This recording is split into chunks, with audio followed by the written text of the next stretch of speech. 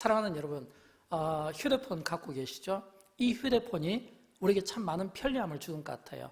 왜냐하면 휴대폰 딱 하나를 열으면 예를 들어서 지금 대한민국 코로나 이 상황을 우리가 실시간으로 볼 수도 있고 지금 돌아가는 이 전국의 상황과 세계의 상황을 실시간으로 볼 수 있습니다. 주요한 뉴스들을 다 접할 수 있습니다. 이런 점들은 분명 우리에게 유익이 되고 도움이 될 것 같습니다. 그러나 때로는 이 휴대폰이 우리를 불편하게 만들 때도 있습니다. 특히 까똑 이게 굉장히 불편해요. 제가 1년 가운데 지난주에 가장 많이 받은 것 같아요. 주로 부활절 또는 크리스마스 또는 연말 또는 연초에 이렇게 인사라든지 또는 어떤 교회 절기를 놓고 서로 이렇게 안부를 물을 때가 있거든요. 근데 지난주 카톡의 내용은 주로 어떤 내용이냐면 이렇게 안전 있잖아요. 재난 안전 방송, 재난 안전 이 문자가 너무 자유롭게 왕래하는 것 같아요. 또 뿐만 아니라 뭐 여수시 교회연합회에서 총회에서 또 뭐 교단에서 노회에서 등등 많은 분들이 또 그런 문자들을 계속 발송해 줍니다. 또 그것뿐만 아니라 또 성도들이 또 문자를 많이 주십니다. 목사님 코로나19 난리네요. 목사님 코로나19 비상이네요. 이런 카톡들을 받을 때마다 제 안에 이런 생각이 들죠. 지금 영광교회는 여기에 대해서 얼마나 준비가 되어 있고 얼마나 시민의식이 있으며 같이 발을 맞추는지 또는 경계를 해달라는 또 이런 문자도 있어요. 목사님 기도하겠습니다. 뭐 이단을 위해서 기도하겠습니다. 코로나 예방을 위해서 기도하겠습니다. 이런 또 회복을 위해서 기도하겠습니다. 또 여수시 뭐 청정해역을 위해서 기도하겠습니다. 이런 내용들도 받아보았습니다. 제가 왜 이런 말씀 드릴까요? 그만큼 제가 볼 때는 이 코로나19가 난리가 많은 것 같습니다. 또 그런 그 난리 가운데 그럼에도 불구하고 이 자리에서 함께 나오셔서 예배드린 여러분, 또 방송으로 예배드린 여러분 모두를 진심으로 사랑하고 축복합니다. 왜인 줄 아십니까? 성경에 보면 이런 말씀이 나와요. 역대하 29장 9절 말씀인데 만일 재앙이나 난리나 견책이나 전염병이나 기근이 우리에게 임하면 과거에는 이 말씀이 저에게 그렇게 감동을 주지 않았습니다. 근데 이번에 이 코로나 바이러스를 통해서 이 말씀이 굉장히 저에게 은혜가 되고 감동이 되는 거예요. 재앙이나 난리나 견책이나 전염병이나 기근이 우리에게 임하면 주의 이름이 이 성전에 있으니 우리가 이 성전 앞과 주 앞에 서서 이 환난 가운데서 주께 부르짖은즉 들으시고 구원하시리라. 여러분 이 말씀은요. 이런 기근이나 재앙이나 전염병이나 이런 난리의 소문이 우리에게 임할 때 우리가 믿음으로 이곳에서 예배드리는 것이 복이죠. 그죠? 믿음으로 예배드리는 게 복입니다. 또 우리가 지금 이 성전에 와 있잖아요. 이 성전이 바로 하나님의 집이잖아요. 복입니다. 또 우리가 이곳에서 하나님 앞에 서서 찬양하고 예배할 수 있다는 것, 이건 분명 복입니다. 이 복이 여러분에게 있었으면 좋겠고요. 이 구원의 복을 하나님께서 이 땅 가운데 하나님을 예배하는 모든 자들에게 주시기를 주님의 이름으로 축원드립니다. 예수님께서도요 이런 난리 때문에 말씀하신 적이 있어요. 경험도 하셨고요. 이번엔 예수님의 말씀을 한번 들어볼까요? 마태복음 24장 6절을 보면 난리와 난리 소문을 듣겠으나 예수님이 하신 말씀입니다. 너희는 삼가 두려워하지 말라. 이런 일들이 있어야 돼. 아직 끝은 아니니라. 또 요한복음 16장 33절을 보면 너희가 환난을 당하나 담대하라. 내가 세상을 이겼노라. 사랑하는 여러분, 이처럼 우리는 예수님이 우리에게 주신 말씀이나 또는 구약의 성경에 있는 말씀들이 분명 우리에게 위로가 되고 우리에게 격려가 되는 것은 맞습니다. 그러나 그럼에도 불구하고 우리는 그 위로와 격려와 소망을 우리가 묵상하면서도 여전히 우리 안에 근심이 있습니다. 여전히 우리 안에 두려움이 있습니다. 그 근심과 그 두려움을 예수님은 너무너무 잘 아신 것 같아요. 그래서 그 근심과 그 두려움을 너무 잘 아시는 예수님께서 우리에게 이렇게 말씀하십니다. 요한복음 14장 1절 말씀에서 너희는 마음에 근심하지 말라고 합니다. 여러분 여기에서 이 근심이라고 하는 이 헬라어 타라스의 그 뜻은 이런 뜻입니다. 단순한 걱정과 염려를 뛰어넘어 마음을 확 뒤집어 놓을 정도의 고통을 느끼는 괴로운 상황을 근심이라고 이야기한 겁니다. 좀 쉬운 예로, 예를 들어서 제가 갑자기 달리기를 한다, 갑자기 뛴다. 평소에 운동을 많이 하신 분은 괜찮은데 평소에 저처럼 운동을 안 하던 제가 갑자기 막 계단을 막 뛰어 올라간다? 그러면 어떻게 될까요? 숨이 너무 가파요. 근데 숨만 가쁜 게 아니에요. 몸에 있는 막 내장이 거꾸로 막 된 것 같아요. 있잖아요. 막 몸에 내장이 막 거꾸로 막 뒤섞여 있는다든지 막 꼬일 때 굉장한 고통이 있지 않습니까? 예수님께서 마음에 근심하지 말라고 할 때 근심이 바로 그런 의미라는 거예요. 그래서 예수님은 우리에게 뭐라고 말씀하냐면 근심하지 말고 하나님을 믿으라, 이렇게 이야기를 하는 겁니다. 근심하지 말고 하나님을 믿으라.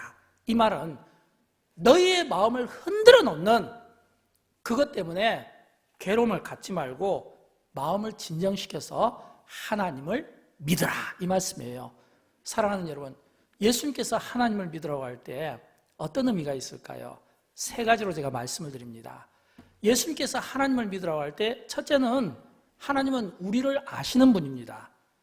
우리의 연약함을 아셔요. 우리가 무엇 때문에 염려하는지, 우리가 무엇을 두려워하는지, 어떤 근심을 가지고 있는지 하나님은 아세요. 우리 머리카락 하나까지 세심받으신 분이잖아요. 우리 몸속에 있는 내장과 그리고 우리의 심령을 통찰하시고 살피시는 분이잖아요. 다 아시는 분이에요. 제가 좀 여러분의 좀 이해를 돕기에 쉬운 예를 한번 들어볼게요. 마가복음 6장에 보면 예수님께서 오병이어의 기적 사건을 일으킵니다. 그 갈릴리 해변에 사람들을 모아놓고요, 하나님의 말씀을 강론하는데 얼마나 말씀이 은혜로웠는지 사람들이 집에 갈 타이밍을 놓쳐버린 거예요. 그래서 식사를 하지 못해서 허기가 졌을 때 예수님께서 거기에 있는 사람들을 한 어린아이의 도시락과 그 순종으로 거기에 있는 많은 사람들을 먹였습니다. 성경은 남자만 5,000명이라고 이야기합니다. 그러면 여자와 아이들까지 치면 대략 2만여 명이 되는 많은 사람들을 그 갈릴리 해변, 그 해변 거기에서 사람들을 먹인 겁니다. 그러니까 사람들이 난리가 나버린 거예요.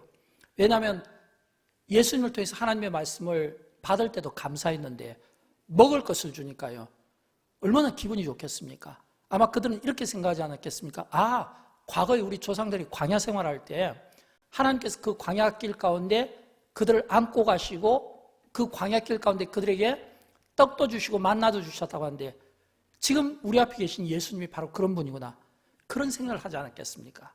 그러다 보니까 이들이 어떤 생각을 가지냐면 예수님을 그들의 왕으로 삼고 싶었어요. 근데 예수님은 그런 그들의 마음을 너무 잘 아신 겁니다. 그래서 예수님께서 서둘러서 제자들을 이 갈릴리 바다에 배를 띄워서 건너편으로 빨리 건너가게 하신 겁니다. 서둘러서. 그리고 예수님은 제자들과 함께 하지 않고 산 위에 올라가서 기도를 하셨습니다. 근데 예수님이 산 위에 올라가서 기도하실 때 제자들이요, 그 갈릴리 바다를 지나는데 그 갈릴리 바다를 지날 때 풍랑을 만나게 됩니다. 근데 이 풍랑이 어떤 유형인지 알 수는 없지만 적어도 이런 추측을 할 수 있잖아요. 왜냐하면 그 당시에 그 갈릴리 예수님께서 사시던 그 당시에는 전등이 없었잖아요. 후레쉬가 없었다는 겁니다. 그렇다면 전등이 없고 후레쉬가 없었다면 그냥 앞에 보이는 이 갈릴리 바다를 그들이 간다면 아직은 조금이라도 날이 밝을 때일 거고 또 아직은 그 밝은 그 날에서 제자들은 서둘러서 갔을 것이고 그리고 그 제자들은 전부 절반 이상이 이 어부 출신이라는 겁니다. 그러니까 상당히 바다에 대해서 자신감을 갖고 노졌는데 자신감을 가졌는데 그럼에도 불구하고 이 풍랑 때문에 배가 앞을 가지 못하고 계속 제자리에서 맴돌면서 그 풍랑과 그 광풍 속에서 제자들이 너무너무 힘겨워하신 거예요. 근데 예수님께서 그 힘겨워하는 모습을 보셨다고 하는 사실입니다. 그래서 성경에 보면 마가복음 6장 48절에 보면 제자들이 힘겹게 노젓는 것을 보셨다는 거예요. 보셨는데 그냥 보신 것으로 끝난 게 아니라 우리가 예수님이 좋은 것은, 예수님이 우리의 구원자이신 것은, 예수님이 우리의 인생을 돌보신다는 것은 이겁니다. 보는 것으로 끝난 것이 아니라 보기만 해도 좋은데 근데 한 걸음 더 나가서 밤 사경쯤에, 여기서 이 밤 사경이라는 것은 우리 시간으로 치면 새벽 3시부터 새벽 6시까지예요. 새벽 시간이거든요. 그러면 제자들은 밤새 그 어둠과 그 풍랑과 싸우면서 제자리에서 힘겹게 노를 쳤는데 그 모습을 예수님이 보시고 바다 위를 걸어서 그들에게 오사 이렇게 돼 있어요. 바다 위를 걸어서 그러면 바다가 분명히 풍랑일 거 아니에요. 근데 예수님께서 걸어오셨다는 것은 그 풍랑이 잔잔케 되고 그 잔잔한 풍랑이 마치 사람이 걷는 길처럼 되어서 예수님께서 자연스럽게 그들에게 오셔서 어떤 말씀을 해주셨을까요? 안심하라, 내니 두려워 말라. 안심하라, 내니 두려워 말라. 예수님께서 말씀해 주신 거예요.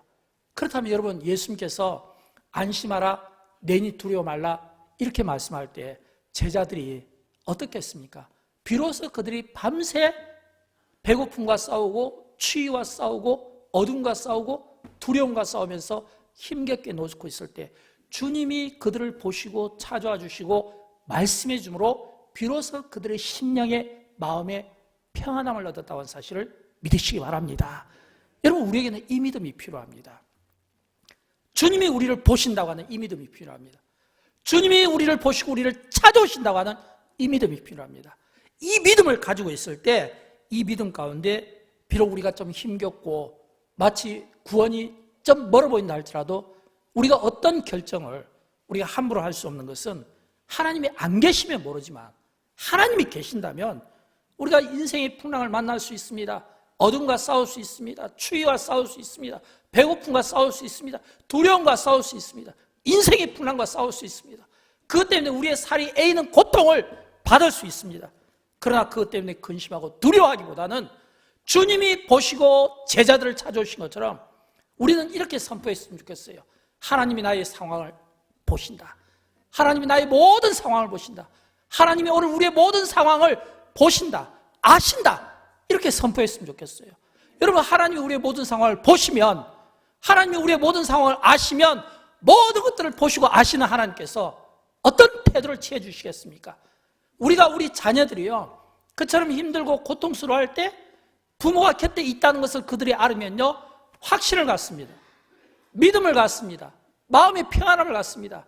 그런 것처럼 하나님이 오늘 이 인생의 풍랑 가운데 중심에 서 있는 우리를 친히 보시고 찾아와 주실 것을 믿는 믿음으로, 그리고 주님이 찾아와 주시기 때문에 그들이 결코 그 풍랑 가운데 쓰러지거나 넘어지거나 침몰되지 않는다고 하는 믿음으로 오늘 인생의 이 풍파를 당당하게 헤쳐나갈 수 있는 그런 믿음이 저와 여러분에게 있게 되기를 주님의 이름으로 축원드립니다.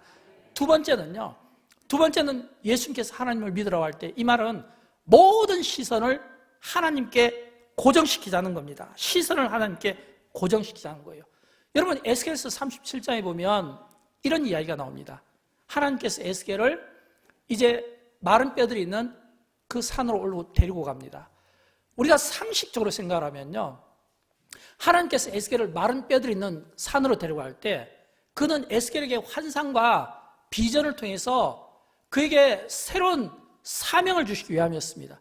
근데 이 에스겔을 데려간 이 산은 마른 뼈들이 있는 산이에요. 그렇다면 그 산이 공기가 좋겠습니까? 환경이 좋겠습니까? 식물이 있겠습니까? 그렇지가 않잖아요.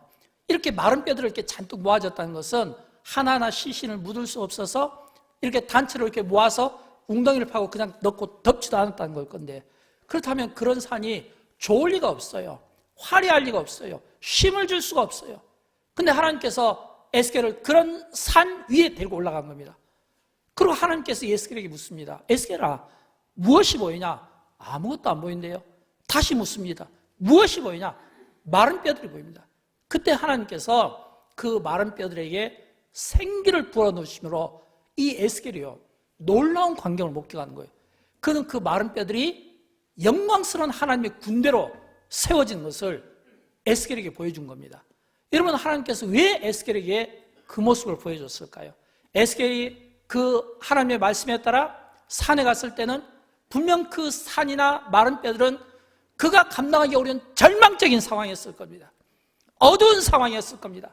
뭔가 포기하고 놓고 뭔가 미래가 없는 그런 삶이었을지 모릅니다. 그러나 하나님께서 에스겔을 그곳에 데려가서 가장 절망적인 상황에서, 가장 절망적인 그 환경에서 마른 뼈들을 통해서 하나님께서 생기를 보고 영광스러운 하나님의 군대를 만들어 주신 것은 에스겔에게 시각을 달리 하라 이거예요. 너가 이 상황을 보면 분명히 절망스럽겠지만 그러나 그 가운데서 하나님이 일하시면 그 하나님의 일하심 가운데 그 절망적인 상황이 어떤 상황으로요?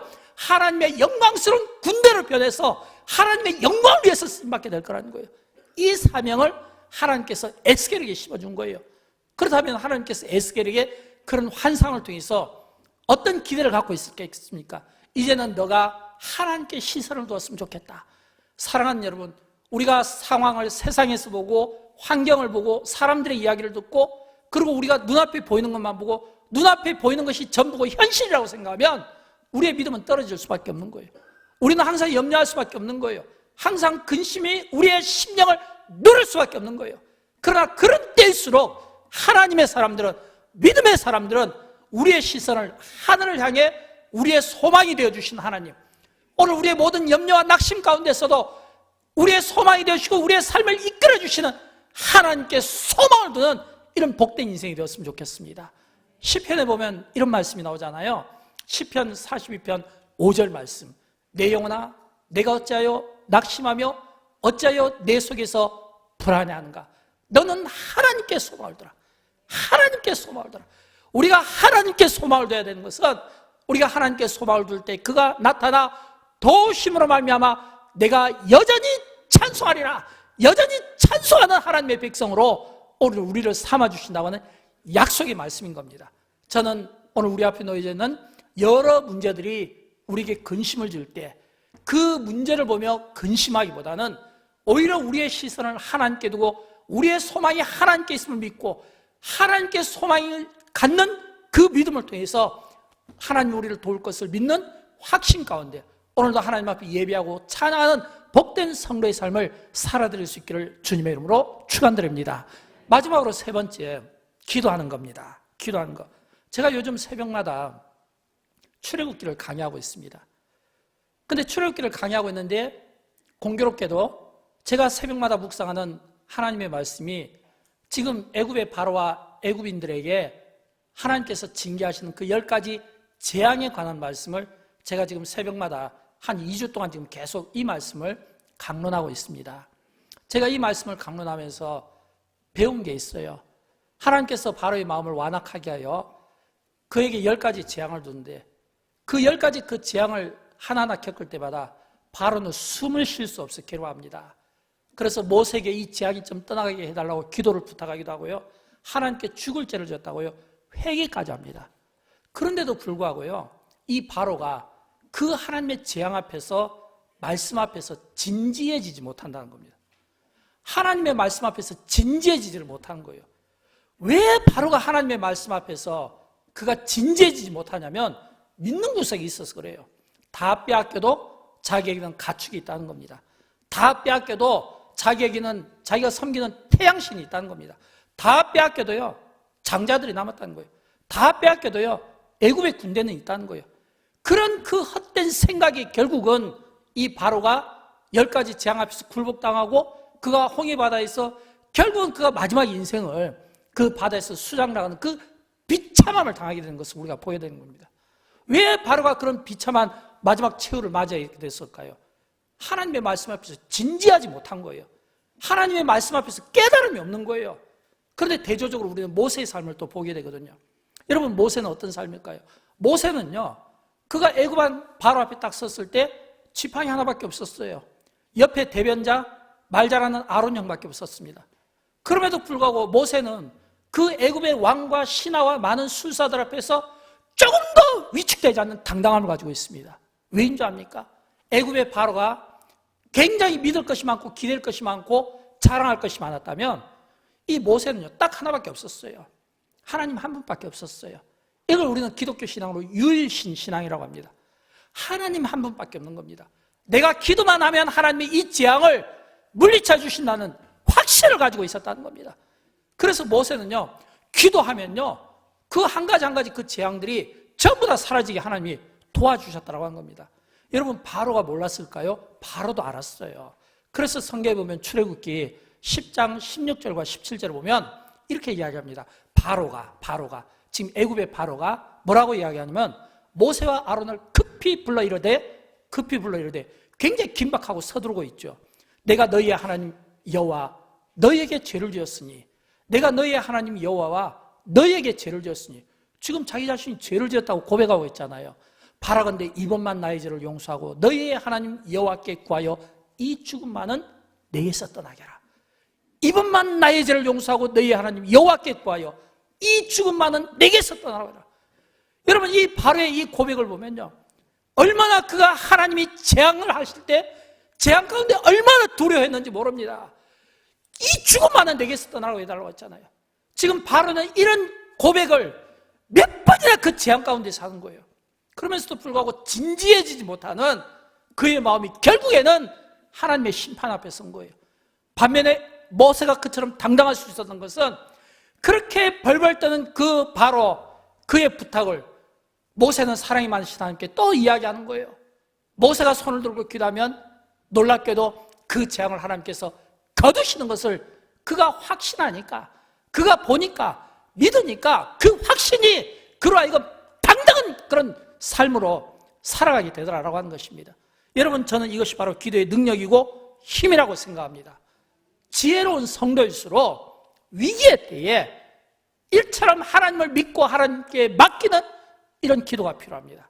그리고 기도하는 우리가 기도할 때 반드시 조심해야 될 게 있어요. 하나님은 우리의 기도를 통해서 역사를 움직이시지만, 그러나 우리의 기도가 내 뜻대로 이루어지는 건 아니라는 거예요. 하나님의 뜻이 하나님의 역사 가운데 이루어진다고 하는 사실입니다. 그래서 우리는 성경에 보면 하나님의 뜻과 인간의 뜻이 다르다는 것을 여러 부분에서 설명해 주고 있잖아요. 이사야 55장 8절에 보면 내 생각이 너희 생각과 다르고 내 길이 너희 길과 다르고, 로마서 8장 28절에 보면 하나님을 사랑하는 자 곧 그의 뜻대로 부르심을 입은 자들에게는 모든 것이 합력하여 선을 이루느니라. 이사야 40장 31절 말씀, 오직 여호와를 앙망하는 자는 새 힘을 얻으리라. 성경은 이처럼 하나님의 뜻을 우리에게 보여주고 하나님이 어떤 분이라는 것을 우리에게 말씀해 주고 있는 겁니다. 또 뿐만 아니라 이런 말씀을 지금 예수님께서 지금 하나님을 믿으라고 이야기하는 거예요. 마음에 근심하지 마십시오. 하나님을 믿으십시오. 마음에 근심하지 마십시오. 여러분의 삶을 짓누르는 그 무거운 것이 여러분 속에서 고통스럽게 하지 마십시오. 하나님을 믿으십시오. 하나님을 믿으시라고 말하면서 예수님께서 뭐라고 말씀한 줄 알아요? 하나님을 믿고 또 나를 믿으라, 이렇게 이야기하는 거예요. 예수님께서 하나님을 믿으라, 또 나를 믿으라. 왜 그렇게 이야기하셨을까요? 예수 그리스도가 바로 하늘의 영광이기 때문에 그렇습니다. 그러므로 사랑하는 여러분, 예수를 우리가 믿는다는 것은 우리가 이미 하늘의 영광을 보았다는 뜻이고, 예수를 믿는다는 것은 이미 하늘의 영광을 소유했다는 겁니다. 그러므로 하늘의 영광을 보고 하늘의 영광을 소유한 예수 믿는 우리가 오늘 힘겨운 그리고 고통스러운 이 현실을 이겨낼 수 있다는 거예요. 왜요? 하늘의 영광을 받잖아요. 하나님의 능력을 받잖아요. 하나님의 능력을 보고 하늘의 영광을 보고 하늘에 속한 자는 어떤 힘겨움도 이겨낼 수 있다고 하는 것입니다. 얼마 전까지만 하더라도 우리 대한민국은 이 코로나 바이러스가 지나갈 줄 알았습니다. 저도 지나갈 줄 알았습니다. 많은 분들이 그렇게 생각했어요. 그런데 안타깝게도 곳곳에 코로나 바이러스로 인하여 전국이 몸살을 앓고 진짜 난리입니다. 이런 이 위기의 때에 우리가 할 수 있는 것은 기도밖에 없는 줄 믿습니다. 이런 위기의 때에 기도가 우리 대한민국도 살리고 중국도 살리고 세계도 살리고 한국과 대한민국과 그리고 세계와 모든 사람들을 안전하게 지켜주실 분은 하나님 한 분밖에 없다는 것, 이걸 믿는 자가 기도한다고 하는 것입니다. 사랑하는 여러분, 성경과 교회 역사를 보면 위기의 때에 하나님은 기도하는 성도들을 통해서 하나님께서 직접 신적 권위를 가지고 개입하셔서 그 위기를 기회로, 그리고 그 위기를 모면해 주시고 그 위기를 희망으로 바꿔주신 이런 이야기가 성경과 역사 가운데 너무너무 많습니다. 이스라엘 자손들이 광야에서 홍해바다를 만났을 때 이스라엘 자손들은 절망했을 겁니다. 아마 그들은 무너지는 심정이었을 겁니다. 그런데 여러분, 그 무너지고 절망하는 이스라엘 자손들 앞에 모세가 서서 기도의 지팡이를 들었을 때요, 그가 하나님 앞에 기도했을 때 기적 같은 일이 일어나잖아요. 그 홍해가 갈라져서 그 땅이 말라서 이스라엘 자손들이 한 명도 상하지 않고 지나갈 수 있었던 것은 하나님께서 모세의 기도를 받으셨다고 하는 사실입니다. 또 그런가 하면 여러분, 이스라엘이 블레셋과 전쟁할 때 어린 소년 다윗이 그가 그 전쟁터 앞에 딱 나가서 그 블레셋을 대표하는 거인 골리앗 앞에 섰을 때 어린 다윗이 뭐라고 이야기했나요? 너는 칼과 단창으로 내게 나오지만 나는 내가 모욕하는 만군의 여호와의 하나님의 이름으로 나가노라. 만군의 여호와의 하나님의 이름으로 나가라. 그래서 이 다윗의 그 고백이 그 전쟁을 승리로 바꿨다고 하는 사실을 믿으시기 바랍니다. 다윗과 세 친구들은 어떻나요? 그들은 어렸을 때부터 우상 숭배를 강요받았습니다.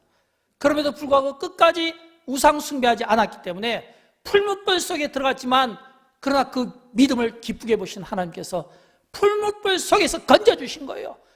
그 기도하면 사자굴에 떨어진다고 엄포를 놨음에도 불구하고 그 두려움 속에서도 하나님은 다니엘의 기도를 받으셔서 사자굴 속에서 다니엘을 건져주셨다는 사실을 믿으시기 바랍니다. 여러분, 에스더는 어떻습니까? 그는 3일 동안 내가 죽으면 죽겠습니다, 죽으면 죽으리라는 그 각오를 가지고 풍전등화 같은 그 위기 가운데 이스라엘 민족의 그 구원을 위해서 하만의 그 괴계가 다 밝히 드러나서 오히려 역전시키는 이런 상황을 만들어야 되잖아요. 무엇 때문에요? 에스더의 죽으면 죽으리라는 그 기도가 민족의 구원을 살려냈던 것을 보게 됩니다.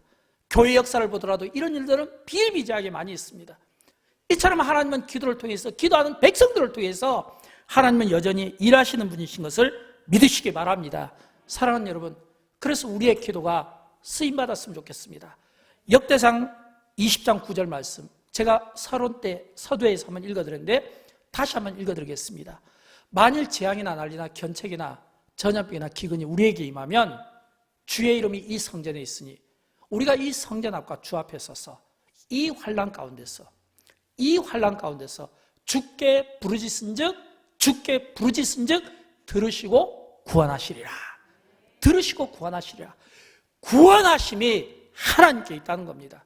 사랑하는 여러분, 오늘 구원하심이 하나님께 있음을 믿고 그 믿음으로 기도하는 주의 손이 오늘 하나님이 역사하셔서 그 기도의 손을 통해서 오늘 이 역사의 주관자이시는 하나님이 이 위기를 극복하게 할 뿐만 아니라 이 위기 가운데 하나님의 알곡과 가라지를 나누고 이 위기 가운데 하나님께서 하나님의 백성들을 그 애굽의 재앙 가운데서도 이스라엘 자손들을 지켜주신 것처럼 그 애굽의 그 기근 가운데서도 이스라엘 자손들을 인큐베이터처럼 넣어서 기근 가운데서 건져주신 것처럼 오늘도 이 전염병 가운데, 이 위기 가운데 하나님께서 기도하는 하나님의 백성들을 통해서, 기도하는 한국 교회를 통해서, 기도하는 깨어있는 성도들을 통해서 우리가 기도의 손을 들 때 하나님의 신적 권위를 가지고 개입하셔서 그 능력으로 오늘 역사해 주심으로 하나님께서 이 땅도 지켜주시고 민족도 지켜주시고 주변 국가도 지켜주시고 세계도 지켜주시기를 주님의 이름으로 축원드립니다.